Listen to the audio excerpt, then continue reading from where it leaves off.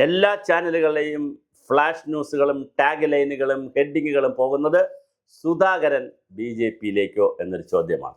കാരണം Congress വിടുന്നവരെല്ലാം B J പിയിലേക്ക്, communist party വിടുന്നവരെല്ലാം ഒന്നുകിൽ കോൺഗ്രസിലേക്ക് അല്ലെങ്കിൽ ബി ജെ പിയിലേക്ക്, ഇങ്ങനെയാണ് പോകുന്നത്. എന്തായാലും സുധാകരൻ ഒരു കാരണവശാലും കമ്മ്യൂണിസ്റ്റ് പാർട്ടിയിൽ പോകാൻ സാധ്യതയില്ല. പിണറായി വിജയൻ്റെ പാർട്ടിയിലേക്ക് ചെന്ന് കയറാൻ ഒരു സാധ്യതയില്ല.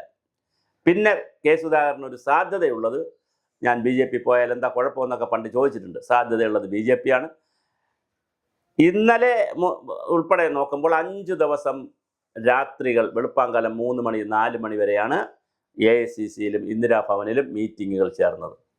മല്ലികാർജ്ജുൻ ഖാർഗെയുടെ വീട്ടിൽ ചേരുന്നു, രാഹുൽ ഗാന്ധിയുടെ വീട്ടിൽ ചേരുന്നു, സോണിയാഗാന്ധി ഇതിൽ വിട്ടിട്ടുണ്ട്. ബാക്കി പിന്നെ AICC ആസ്ഥാനത്ത് ചേരുന്നു. കേരള ഹൗസിൽ ആരും ഉറങ്ങുന്നില്ല, എല്ലാവരും ഉറങ്ങാതിരുന്ന് വെളുക്കുന്നവരെ ചർച്ചയാണ്. കേരള ഹൗസ് ഫുള്ളാണ്, എല്ലാവരും ചർച്ചയാണ്.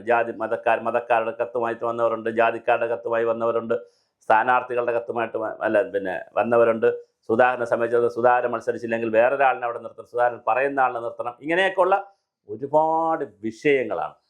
സ്ഥാനാർത്ഥി ലിസ്റ്റ് മാറി മറിയുകയാണ്. ഒരുപക്ഷെ ഇത്രയും കോംപ്ലിക്കേറ്റഡ് ആയിട്ട് മാറി മറിയാനുള്ള ഒരു കാരണം UDF അധികാരത്തിൽ വരും എന്നൊരു തോന്നൽ പൊതുവെ വന്നിട്ടുണ്ട്. അതിൽ കുറേ സത്യവുമുണ്ട്. അപ്പോൾ അതുകൊണ്ടാണ് ഈ ബഹളം. ഇപ്പോൾ തിരുവനന്തപുരം, സുധാകരൻ അവിടെ നിൽക്കട്ടെ, തിരുവനന്തപുരം ജില്ലയിൽ പോലും പല സീറ്റുകൾ ഇതുവരെ അവർക്ക് ഫൈനലൈസ് ചെയ്യാൻ കഴിഞ്ഞിട്ടില്ല.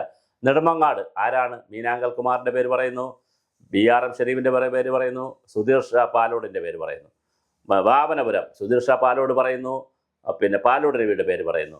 നേമം കേശവനാഥനോട് പ്രവർത്തിച്ചോളാൻ പറയുന്നു. അപ്പോഴും അവിടെ വൈഷ്ണയാണോ ഹരിയാണോ എന്ന് വേറെയും പേരുകൾ കേൾക്കുന്നു. അതുപോലെ തന്നെ VS ശിവകുമാർ അരുവിക്കര, പക്ഷേ അരുവിക്കരക്കാർക്ക് VS ശിവകുമാറിനെ വേണ്ട. നെയ്യാറ്റിങ്കരയിൽ പാറശാലയിൽ നെയ്യാറ്റിങ്കര സനലിൽ പഴയ DCC പ്രസിഡന്റ് നെയ്യാറ്റിങ്കര സനലിൽ ചെന്ന് നിൽക്കുമ്പോൾ അവിടെ പണ്ട് MLA ആയിരുന്ന കോൺഗ്രസിൻ്റെ AT ജോർജ് അവിടെ കയറി നിൽക്കുന്നു. AT ജോർജിന് നല്ല സ്വാധീനമുള്ള ഒരു സ്ഥലമാണ്, നാടാർ കമ്മ്യൂണിറ്റിപ്പെട്ട ആളാണ്. കുറേ വോട്ട് പാറശാലയിൽ AT ജോർജ് പിടിച്ചു മാറ്റും. അങ്ങനെ ഓരോ മണ്ഡലം എടുത്താലും, അത് കോന്നി എടുത്തു കഴിഞ്ഞാൽ കോന്നിയിൽ സ്ഥാനാർത്ഥി കൊടുക്കുന്നു, അടൂർ പ്രകാശ് അതിനാവശ്യമായ പേപ്പർ വർക്ക് നടത്തുന്നു. പെരുമ്പാവൂരിൽ എൽദോസ് കുന്നപ്പള്ളിയാണെങ്കിൽ ഡൽഹിയിൽ സ്റ്റേ ചെയ്ത് ഓരോ വീടുകൾ അദ്ദേഹം കയറി ഇറങ്ങുന്നു, ഓരോ ആളുകളെ അദ്ദേഹം കാണുന്നു, പക്ഷേ അദ്ദേഹത്തിന് ഒന്നും കിട്ടുന്നില്ല. എന്ത് രസകരമാണ്, ഇതെന്താണ് ഇവിടെ സംഭവിക്കുന്നത്? ഈ സമയത്താണ് സുധാകരനും സുധാകരൻ്റെ അനുയായികളും 2-3 ഓപ്ഷനാണ് സുധാകരൻ്റെ മുന്നിലുള്ളത്. ഒന്നുകിൽ വളരെ സൈലൻ്റായി കോൺഗ്രസുമായി ഒന്ന് ബാർഗെയിൻ ചെയ്തിട്ട് മറ്റേതെങ്കിലും AICCയുടെയൊക്കെ ഏതെങ്കിലും വലിയ സ്ഥാനം കയറുക എന്നുള്ളത് ഒരു ഓപ്ഷൻ. രണ്ടാമത്തെ ഓപ്ഷൻ UDF ആണ് അധികാരത്തിൽ വരുമെങ്കിൽ ഭരണപരിഷ്കാര സമിതി ചെയർമാൻ എന്നൊക്കെ പറഞ്ഞ് നേരത്തെ VS അച്യുതാനന്ദൻ ക്യാബിനറ്റ് റാങ്കുള്ള ഒരു പദവി, ഈ ക്യാബിനറ്റ് റാങ്കിന് തുല്യമായ പദവി വഹിച്ചിരുന്നു.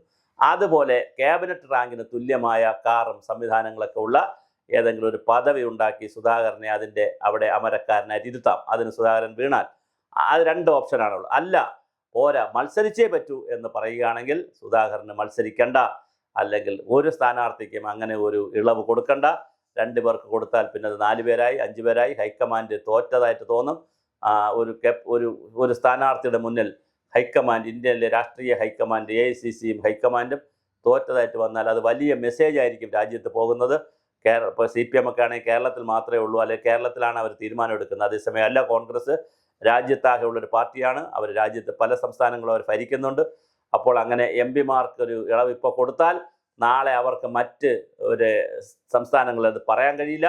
അവിടെ MP-മാരെല്ലാം കൂടെ വന്നാൽ കൊടുക്കാനും കഴിയില്ല. അപ്പോൾ അതുകൊണ്ട് സുധാകരനെയും അടൂർ പ്രകാശിനെയും മത്സരിപ്പിക്കേണ്ട എന്ന് വളരെ കർക്കശമായൊരു നിലപാട് മല്ലികാർജ്ജുൻ ഖാർഗെ എടുത്തിരിക്കുകയാണ്. അദ്ദേഹം സ്ട്രോങ് ആയി നിൽക്കുകയാണ്. ഒരു കാരണവശാലും അതിൽ ചർച്ചയില്ല എന്നാണ് അദ്ദേഹം പറഞ്ഞിരിക്കുന്നത്. അപ്പോൾ സുധാകരന് പിന്നെയുള്ള സാധ്യത ഒന്നുകിൽ രാജിവെച്ച് MP സ്ഥാനം രാജിവെച്ച് സ്വതന്ത്രനായി മത്സരിക്കുക, അല്ലെങ്കിൽ BJPയുടെ സപ്പോർട്ടോടുകൂടി G സുധാകരൻ ആലപ്പുഴയിൽ മത്സരിക്കുന്ന പോലെ K സുധാകരൻ അവിടെ മത്സരിക്കുമോ?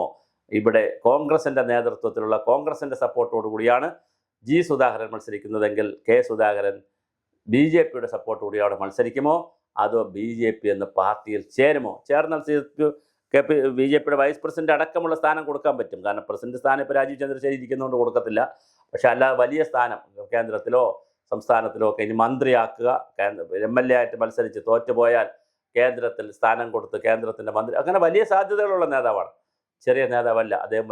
സുധാകരൻ കണ്ണൂരിനെ സംബന്ധിച്ചിടത്തോളം വലിയ നേതാവാണ്. സുധാകരന് കണ്ണൂരിൽ സീറ്റ് കൊടുക്കാതെ സുധാകരനായിട്ട് അങ്ങ് ഒതുങ്ങിയാൽ നല്ലതാണ്. പക്ഷെ അദ്ദേഹം പിണങ്ങിയാൽ അത് കണ്ണൂരിലെ പേരാവൂർ സീറ്റിൽ അതിൻ്റെ അനുരണനങ്ങളുണ്ടാവും.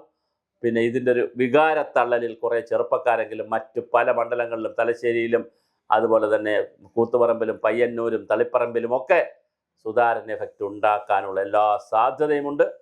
സുധാകരൻ അവിടെ വലിയ ഒരു നേതാവാണ്, കണ്ണൂരിലെ പ്രധാനപ്പെട്ട നേതാവാണ്. അദ്ദേഹത്തിന് വലിയ ആൾബലവും പിൻബലവും ജനബലവും ഉള്ള ആളാണ്. പൊതുജനങ്ങൾ ഒരുപാട് അദ്ദേഹത്തിൻ്റെ കൂടെ ഉണ്ട്. അപ്പോൾ അദ്ദേഹത്തെ അങ്ങനെ എഴുത്തള്ളാൻ പറ്റത്തില്ല. പക്ഷേ ഒരു നിലപാടെടുക്കുമ്പോൾ, കോൺഗ്രസ് ഒരു നിലപാടിലേക്ക് പോകുമ്പോൾ സുധാകരൻ ഒതുങ്ങുകയല്ലാതെ മറ്റൊരു മാർഗമില്ല. പക്ഷെ അദ്ദേഹം മെരുങ്ങുമോ എന്നുള്ള കാര്യം അറിയില്ല. പണ്ടാരോ പറയും പോലെ നമുക്ക് ആനയെ കൊണ്ട് ആട്ടിൻകൂട്ടിൽ കെട്ടാൻ പറ്റില്ലെന്നൊക്കെ പറഞ്ഞതുപോലെ ഇദ്ദേഹം ഒരു വലിയ നേതാവാണ്. അത് പക്ഷെ വലിയ നേതാവാണെന്ന് വിചാരിച്ചിട്ട് ഈ സംവിധാനത്തിൽ നിൽക്കേണ്ടതുണ്ട്. അദ്ദേഹത്തിന് വേണ്ടി പല ആളുകളും ബാധിച്ചെങ്കിലും പ്രതിപക്ഷ നേതാവിനൊന്നും അത്ര ഒരു താല്പര്യമില്ലാതെ വരുന്നതിൻ്റെ പ്രധാന കാരണം ജയിച്ചാൽ കൃത്യമായി മന്ത്രിസ്ഥാനം ചോദിക്കും, പ്രധാനപ്പെട്ട വകുപ്പുകൾ തന്നെ ചോദിക്കും. അപ്പോൾ അത് കൊടുക്കാതിരിക്കാൻ പറ്റത്തില്ല. അത് കൊടുത്താലും തലവേദനയായിരിക്കും, കൊടുത്തില്ലെങ്കിലും തലവേദനയായിരിക്കും. അപ്പോൾ അതൊരു വലിയ വിഷയമാണ്. അതുകൊണ്ടാണ് ഇത് വി.ഡി. സതീശൻ ഒന്ന് പിറകിലോട്ട് ചവിട്ടുന്നത്. അങ്ങനെ സീറ്റ് കൊടുക്കണ്ട സുധാകരനായാലും അടൂർ പ്രകാശ്, രണ്ടുപേരും ജയിച്ചാലും മന്ത്രിമാരാണ്. പ്രധാനപ്പെട്ട കാര്യം അടൂർ പ്രകാശ് റവന്യൂ വകുപ്പ് മന്ത്രി വരായിരുന്ന ആളാണ്. അപ്പോൾ തീർച്ചയായിട്ടും അതിൽ കുറഞ്ഞൊന്നും കൊടുക്കാൻ പറ്റത്തില്ല. വലിയ വകുപ്പുകളായിരിക്കും കൊടുക്കേണ്ടി വരിക. അങ്ങനെ വരുമ്പോൾ അതൊരു വലിയ പ്രശ്നമായി. കാരണം സുധാകരനും അടൂർ പ്രകാശും തിരുവഞ്ചൂർ രാധാകൃഷ്ണനും കെ മുരളീധരനും അങ്ങനെ എം എം ഹസനും കൊടുക്കണം, എം എം ഹസനും അങ്ങനെ എല്ലാ സീനിയർ നേതാക്കളും കൂടി മന്ത്രിമാരായി കഴിഞ്ഞാൽ പിന്നെ അവിടെ ഭരിക്കുന്നതിൽ സതീശനൊരു ബുദ്ധിമുട്ട് ഉണ്ടാവുമല്ലോ, സ്വാഭാവികമാണല്ലോ.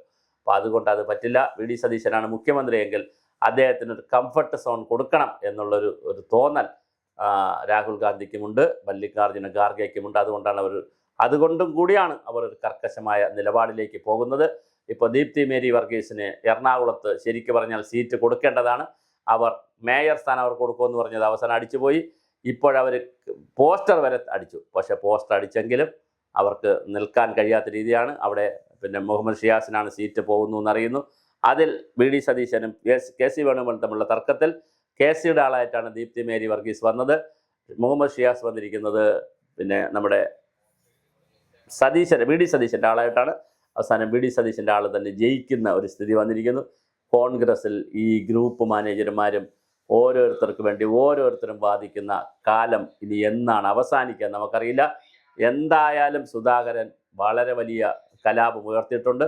ആ കലാപവും ദീപ്തി മേരി വർഗീസിൻ്റെ കലാപവും അവർ മത്സരിക്കാതിരുന്നാൽ അവർ ചിലപ്പോൾ കലാപം ഉണ്ടാക്കി. അങ്ങനെ പല സ്ഥലങ്ങൾ, സംസ്ഥാനത്താകെ പല സ്ഥലങ്ങളിലും കോൺഗ്രസിന് ഏറ്റവും അനുകൂലമായൊരു സാഹചര്യം ഉണ്ടാകാൻ പോകുന്ന ഈ തെരഞ്ഞെടുപ്പിൽ അവർ കല്ലിലടിച്ച പൂക്കുല പോലെ, യാദവ കുലം അറ്റുപോയതുപോലെ അവർ പരസ്പരം തമ്മിലടിക്കുമോ, അതിന് സുധാകരൻ ഒരു നിമിത്തമാകുമോ എന്നതാണ് കണ്ണൂരിൽ നിന്നുള്ള ചോദ്യമായി പുറത്തു വരുന്നത്.